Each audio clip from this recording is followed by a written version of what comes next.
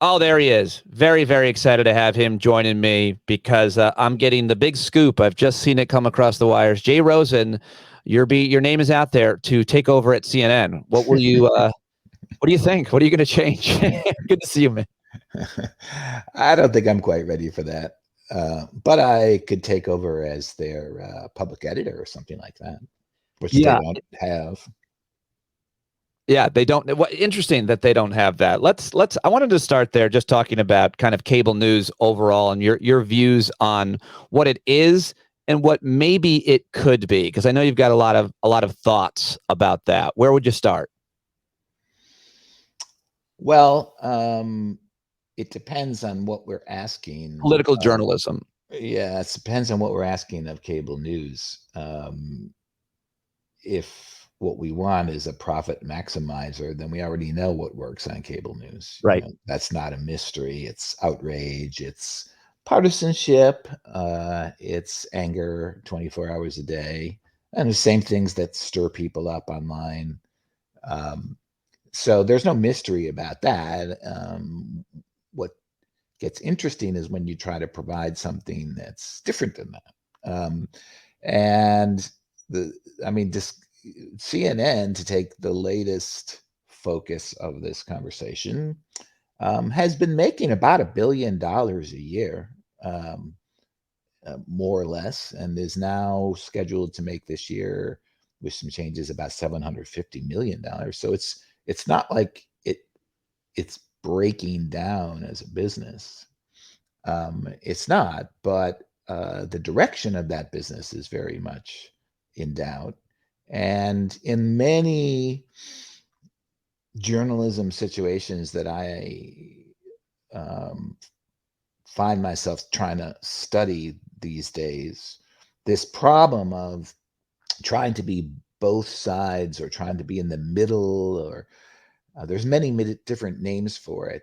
Objectivity is a name for it, and the New York Times is now trying to substitute for that the term independent, by which they mean independent of the parties, I think, um, is constantly kind of in the way of where I think journalism needs to go. And the reason for that is, and this is something I've written about a lot, many routines in political journalism were built on an image of American politics in which we have two major parties that operate in a similar way. They have different philosophies, different ideologies, but political life is a contest between these two things that are more or less the same in how they work. And that image of political life gave rise to a lot of routines in journalism. And now that that image doesn't describe the world anymore, the routines are still there. And this is a problem that I come back to again and again in my media criticism. You certainly do, and I love that because so much has changed, but journalism, media hasn't changed as much along with it. Specifically, I think you talk about when Donald Trump became president, the Beltway press, the Capitol Hill media, they tried to cover him like they cover every president. But that, of course, was impossible. And by the way, if you ask Steve Bannon, my old friend Steve Bannon, who I shared a studio with at Sirius XM and had to hang garlic and crucifixes in it just to try to prevent him from coming, but he always came. He always came, Jay. The point is, flood the shit, flood the zone with shit. That's what they basically Yeah. did. Yes. And one of the lessons of the last couple of weeks in this turmoil at CNN, is that when CNN was flooded with shit by the MAGA movement, and Trump as a candidate and president, that creates a very hard problem in a serious newsroom. And Chris Licht and David Zaslav and the ownership at CNN interpreted that problem as our journalists just became partisans and grabbed a jersey and went out on the field and started fighting for their favorites. That's their interpretation of what happened. My interpretation of what happened is when when one of the two major parties decides to flood the zone with shit, as Bannon put it in 2018, that creates a kind of very difficult problem for journalists who are trying to be independent and in no one's pocket. Right. But Zaslav had no sympathy for that. Chris Licht didn't seem to understand it. But I want to also point out something else before we go on to another subject, which is one of the most remarkable things Chris Licht said in that incredible profile Tim Alberta did of him Yeah. last week Crazy. was that it's very easy to know how to cover Donald Trump. And you just treat him like any other candidate. Now, if you think about those claims, it's kind of fantastic. I mean, what world is he living in where you can treat Donald Trump like any other candidate? I mean, that might have been in 2015. That might be something that somebody in political journalism would say. Now, I don't think there's anybody in the craft who would say that. And so, what is he trying to do by minimizing the difficulties in covering a character like Trump and a movement like MAGA? It just shows you just how bizarre this whole episode has been with CNN. Jay, I feel like taking that example of how to cover Trump and specifically thinking about that train wreck of a town hall that they hosted, the issue, I don't think it's simple, but the way to cover Donald Trump is on tape. Yeah. Never live, not with the White House briefings that he held when he told people to shoot, hydroclock, whatever it was into their veins, ultraviolet, whatever. Don't cover his press conference live because he's telling people misinformation. Don't cover his town hall live, tape it, and then cut in with fact checks. Is that fair? It's not only fair, I think it's a consensus position now in journalism. And it's also the tack that other networks are taking after CNN's debacle with Trump. And it's a very common sense kind of thing. I mean, if at any moment he might start misinforming your audience in a dead serious way about things that are factual, then it makes sense to interview him on tape and present the essence of that interview without a lot of the lying. And it's only Chris Licht and his boss Zaslav is confused about this. I mean, it's a pretty simple thing that I think almost any intelligent user of the news system can understand. I think there's been a lot of focus on Chris Licht for obvious reasons. It's great clickbait. He's a personality. He's had a history, and there's been focus on Zaslav. There's not as much focus on, I think, the major stakeholder and the parent company, John Malone. But it seems like to me the problem isn't solved by getting rid of Licht, as long as you still have a giant conglomerate and these people in charge. They're just going to put another stooge in to try to carry out the same kind of political journalism, this, as you're describing it, as you've always talked about it, both sides, this objective, as long as we're pissing everybody off, we're doing the right thing, all that bullshit. Right. The day after the Chris Licht firing, this is where we are, is they're looking for a new leader. Okay. But Zaslav hasn't made any shift in direction that he's told anybody about. He still believes in something that he calls the middle, or people around him call the middle. He still believes that the problem when the zone is flooded with shit is that CNN journalists jumped on the field and became advocates. As far as we know, that's still his analysis. Right. So in a sense, nothing has changed. It's just the same scene minus Chris Licht. And many of the serious journalists at CNN find it very insulting to be told that they took sides and became advocates and That was why CNN developed a problem in the Trump years. Now, I think there are excesses in Trump coverage that could be trimmed. It's not like everything CNN did during the Trump years was that great. They actually went through a huge evolution, which Zaslav never talks about. But they began as a very friendly host of Trump. Everybody remembers that, where they just couldn't get enough of his rallies, for example. That's something that Jeff Zucker later said was a mistake, and he kind of apologized for it. And they did take a turn away from that. And so it's not even accurate to the history to say that they put on a jersey and became part of the Trump team. It's more like they tried to counter what Trump was doing with a show of their own. And there's a lot of traps and trap doors, I would say, in trying to cover Trump. And one of them is that when you get enraged at him and accuse him of lying, in a sort of prosecutorial way, that can benefit him in a Yeah.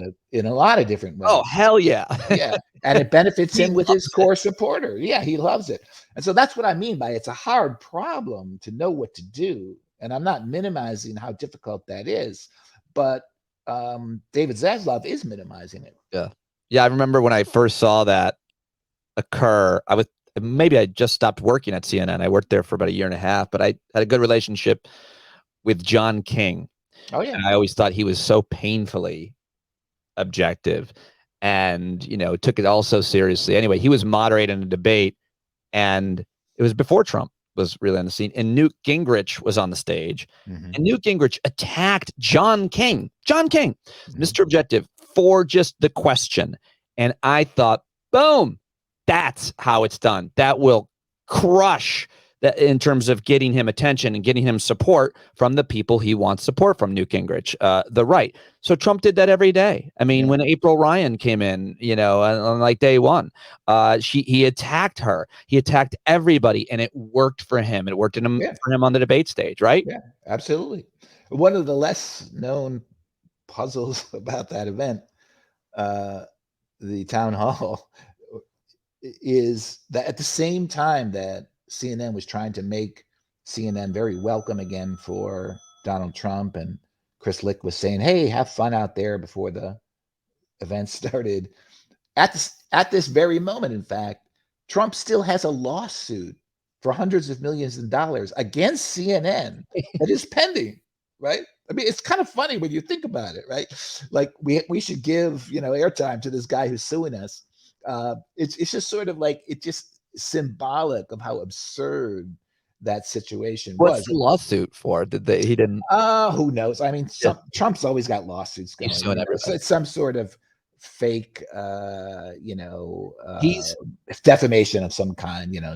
But it's going nowhere, like almost all of his lawsuits. He's not paying lawyers to sue everybody. Okay, Jay, the other, I could talk with you about CNN and cable news specifically for hours, but let's leave poor CNN alone. Okay. I mean, one of the reasons I wanted to talk with you today is because I've been finding myself, I do this daily, covering the Republican race for the nomination a little bit. Like each day this week and last week, new people have announced. Yeah, and a lot of candidates now. It's so exciting. I'm really excited Chris Christie's in the game.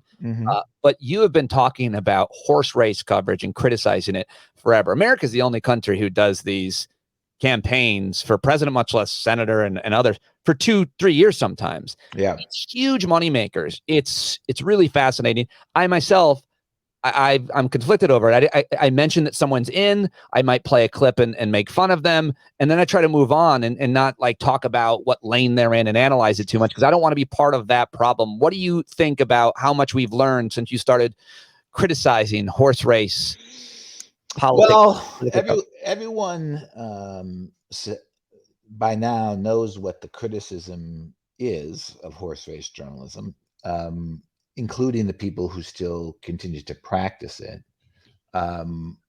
But I think the reason that it remains the default setting for election coverage, which it is that who's going to win, which is the core question in horse race journalism, and how are they proposing to win, and what is their plan to win, and what is their strategy, and what do the polls say about the chances of them Demographics. winning, right? All of that is can be seen as non-ideological political journalism that is up to date and of the moment.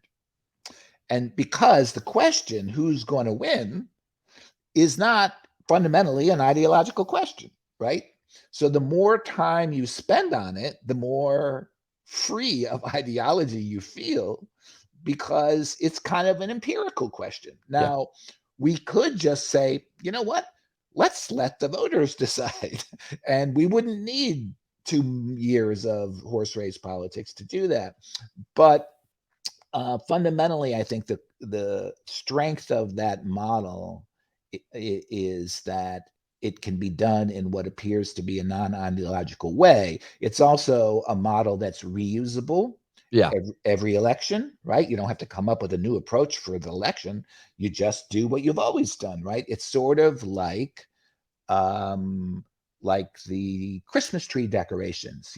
You get them out in late November or early December. You put them on the tree. They work like they always have. Then you put them in box, and next year they're ready to use again, right? That's what horse race coverage is like. So you don't have to endure any expense in learning or in dollars to come up with a new model for each election. That's another thing that's an advantage. It has a constituency. I mean, who's going to win is kind of an exciting question in some ways. It is a way to follow the campaign, and there is some interest in that among the audience. So you can say it makes the campaign easier to participate in. And these are thin notions, but they are enough to keep Yep. it as the default model. The default model. By the way, thank you to a Jewish man for making a Christian holiday example for that. I I've think never set up a Christmas tree. I've never had a Christmas tree, but I I just know want I know what happens. So I'm clued into the Christian world. you have heard about the secrets. Yeah. We've tried to keep them from you. Well, I've always thought, and I think that you have been talking about this for a long time, that the coverage should be more about what the candidates' policies are and who they would help and who they would hurt. I've always been wanting to talk more about policy and talking to policy experts than talking about politics and the horse race stuff. Well, that's not exactly where I am in my own views.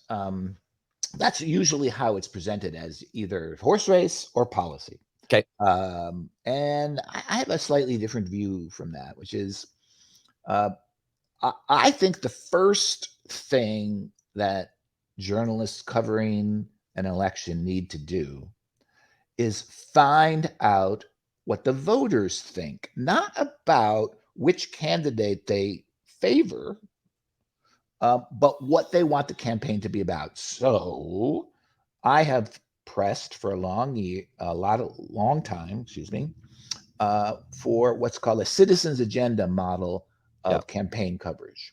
And a citizens agenda model, you start not with the race, not with the candidates, and not with the likelihood of anyone winning. Instead, you start with the people you are trying to inform.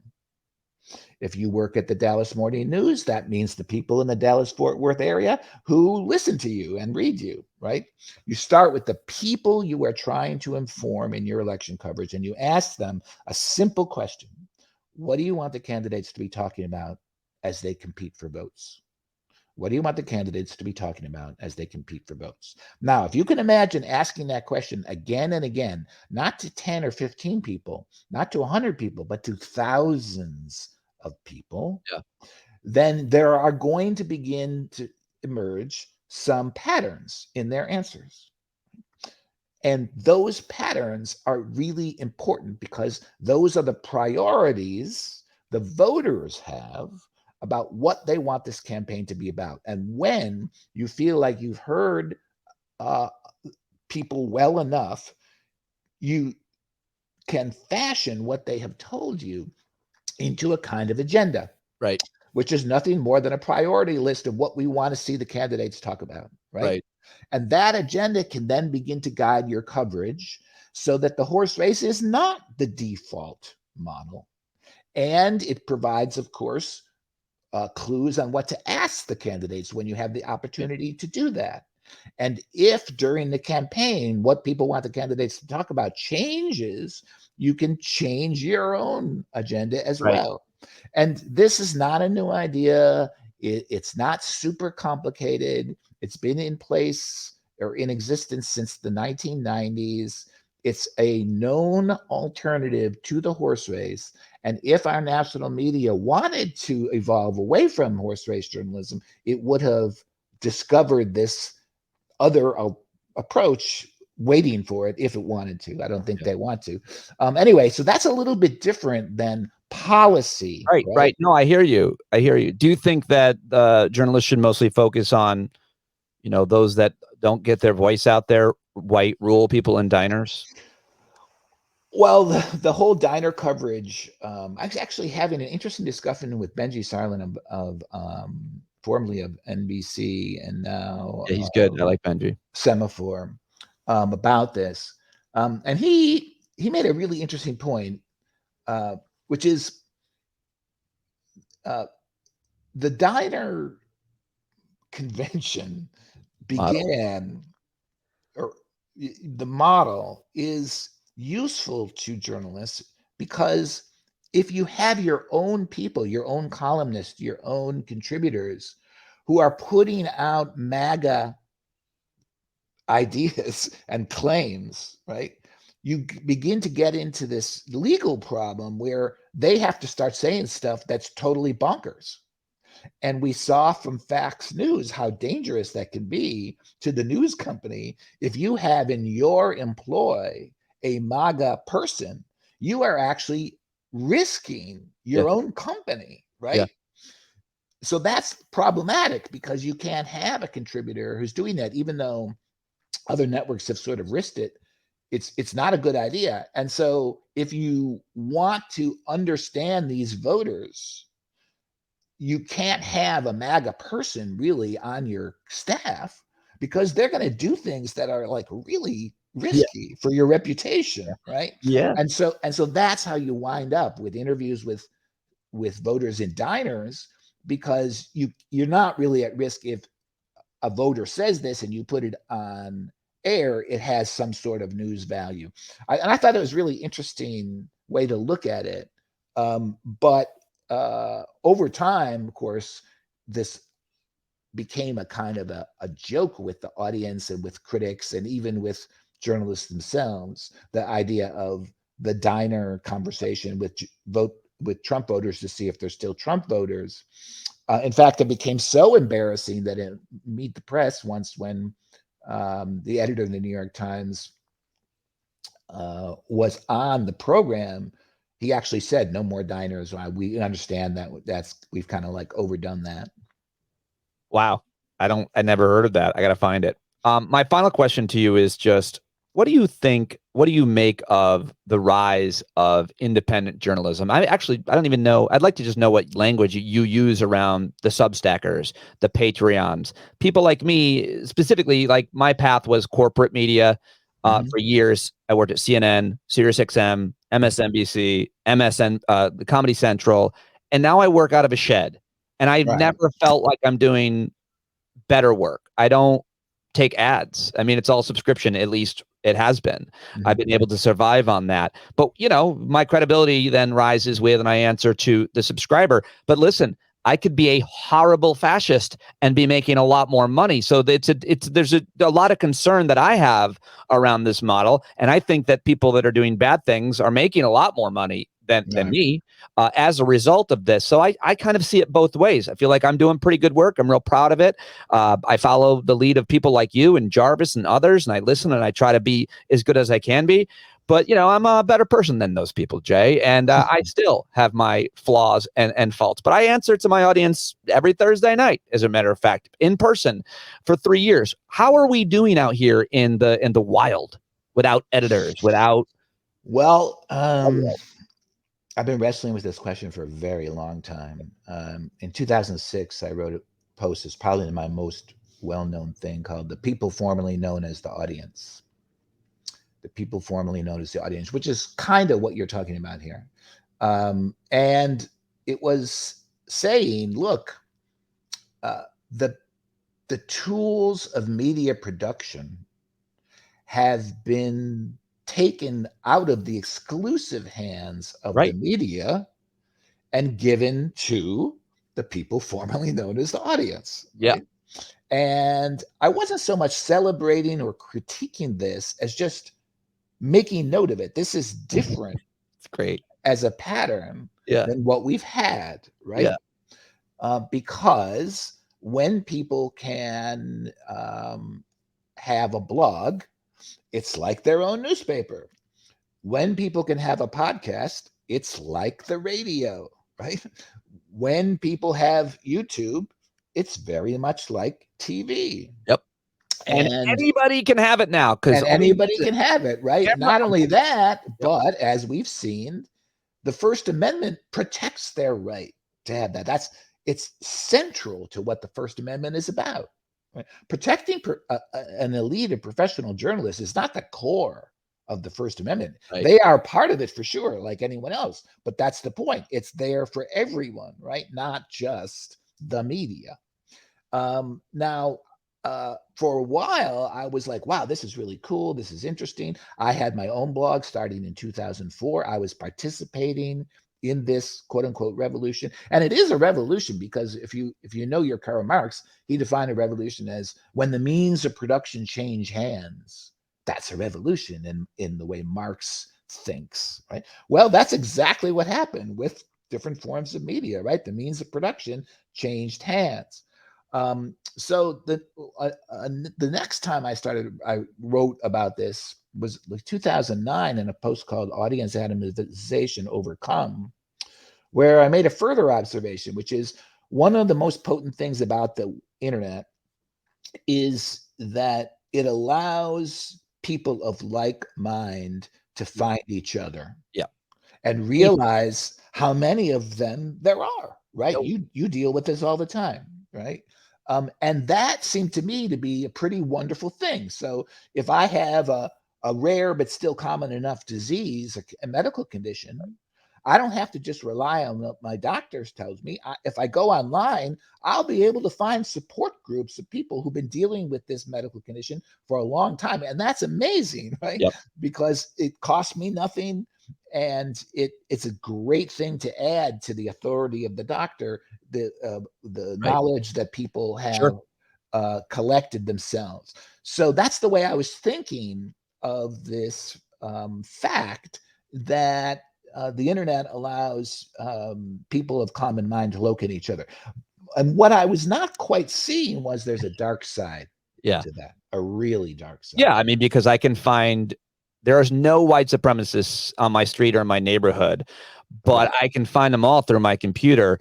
And now I can find a whole bunch of other people whose family members and loved ones were killed by the vaccine too. And I can the hive mind. But the same is true for so many other pervasive and pernicious problems, as well as great examples like the one you met, love and community and actual great journalism and science too. And there are many consequences of this. One of those is the media system is kind of chaotic now. That's one result. Another result, really important, is that the power and authority of the quote unquote traditional news media is much diminished from where it was pre-internet, right? Yeah. And I think a lot of times people on the left have a kind of hard time with that. They kind of like the idea of an all-powerful media that kind of dictates to the world what's going to happen. And that's not really true anymore.